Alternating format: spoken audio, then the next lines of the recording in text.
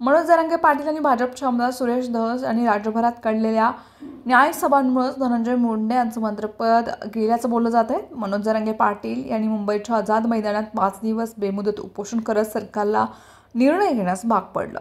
मराठा आरक्षणासंदर्भात जरांगे पाटील यांनी केलेल्या बहुतांश मागण्या सरकारने मान्य केल्याचे अध्यादेशी काढलेत।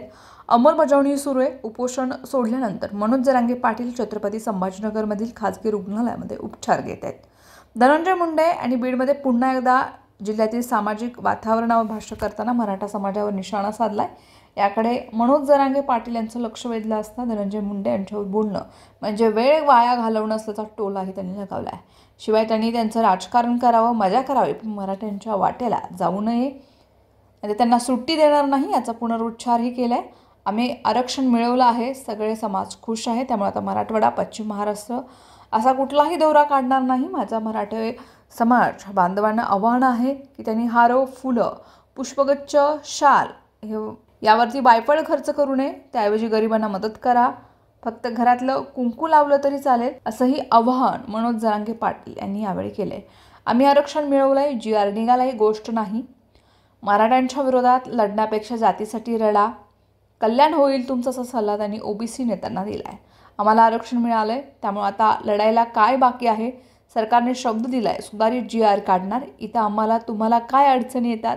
तुम्ही GR किती चांगला काढलाय, अडचणी येतात, सुधारित GR काढावा लागतो, GR काढल्यास बदल करावा लागतो, असं म्हणत त्यांनी GRची टीका करणाऱ्यांवरतीही खडसावलं। मराठवाडा झाला, पश्चिम महाराष्ट्र पण झाला, त्याची मला GR अंमलबजावणी सातारा संस्थांमधून पश्चिम महाराष्ट्राला एक गरीबाचा माणूस आरक्षणापासून बाजूला होणार एक पण।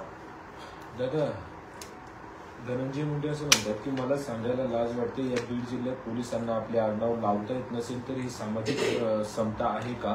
फक्त मराठा समाजानेच छत्रपती शिवाजी महाराजांची जयंती साजरी करायची का? डॉक्टर बाबासाहेब आंबेडकरांची जयंती फक्त मागास प्रवर्गातील लोकांनीच साजरी करायची का? त्याच्यावर बोलणं म्हणजे दीड वर्षी वाया झाली।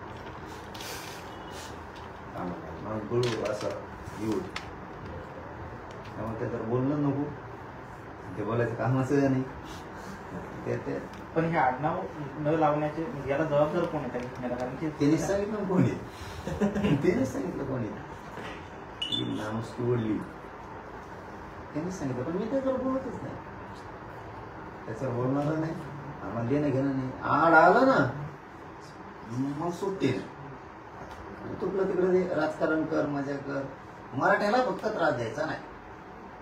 मग ते तुमचं लक लाभ, तुम्हाला मजा करा, आम्हाला देणं घेणं। मराठ्याच्या वाटा गेले रे बाबा, मग सुट्टी नाही।